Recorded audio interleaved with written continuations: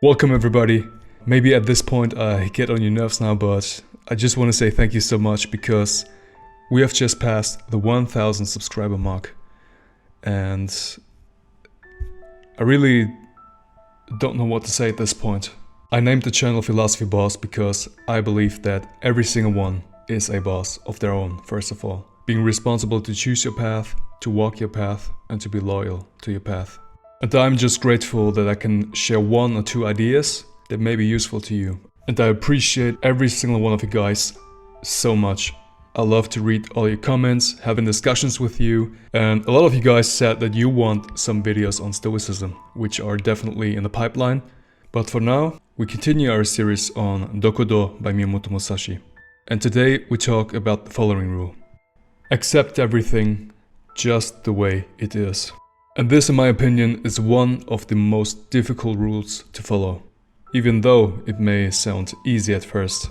Because it is so easy to dwell, to be negative, and to be influenced by all the bad things that happen in the world or around you. Especially regarding things that are not in our control.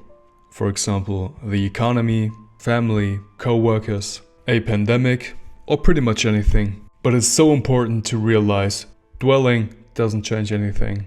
The only thing it does is to further drive us down the spiral of negativity.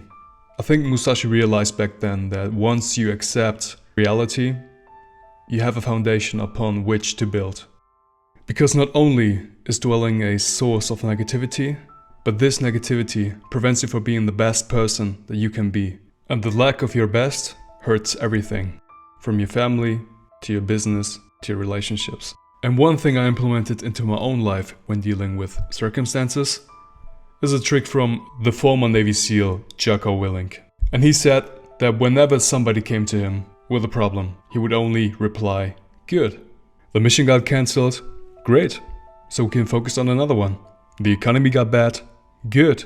So we can figure out a business model that also works in the backed economy, differentiating us from other competitors. Your co-workers are idiots? Great. That's a great opportunity for you to become tougher as a person. You broke up with a girlfriend? Great!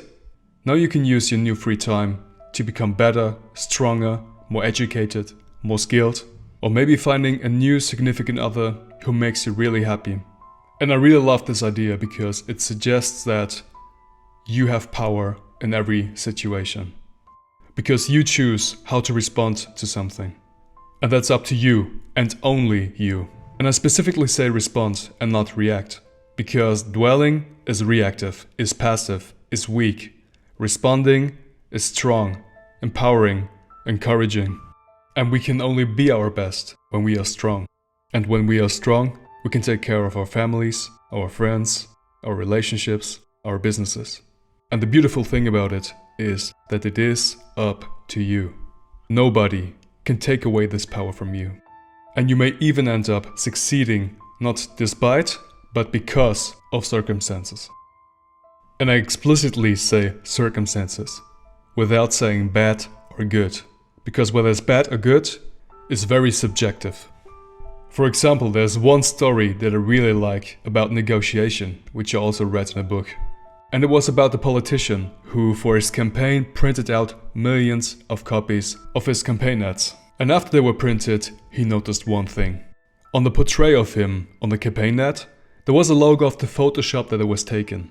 That meant that he was legally not allowed to distribute the ads without the permission of the Photoshop. Or otherwise, the Photoshop could sue him for a lot of money. And he had two options. The first one is to be reactive, to dwell and to say, I'm not going to distribute the ads, and my campaign will be a mess, and I will not be elected. But he went for the second option, and that is to accept that this is the reality and then he has to deal with it. And he did the following. He called the Photoshop and said, listen, I'm going to print millions of copies for my campaign ad.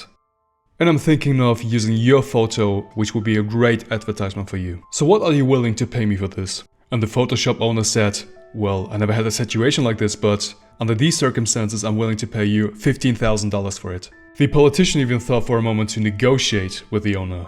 But he didn't want to overdo it because he already got what he wanted.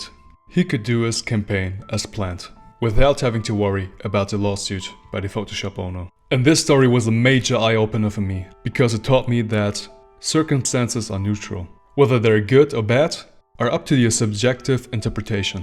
And I realized that he accepted reality and moved on from that, while lesser men would have accepted fate and dwell. So I guess the takeaway from this video is to accept reality, but to not accept fate. What do you think about this? Do you agree? Or do you think it's total BS? Please let me know in the comments below. I'd love to discuss with you guys. Thank you for watching.